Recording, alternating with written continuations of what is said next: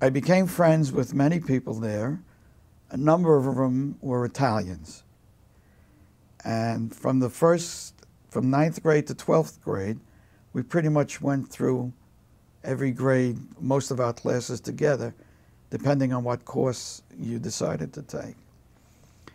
We ate together, we did a lot of things together, and it wasn't until I graduated with them that I realized that there was even though we were friends, and there was a deep-seated distrust or hatred, I don't know what to call it, the fact that I was a Jew.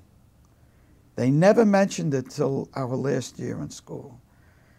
And I still remember today them saying to me, "Murray, for a Jew, you're not bad." And I was shocked. I was taken back. I didn't understand it. And I still remember it because it upset me.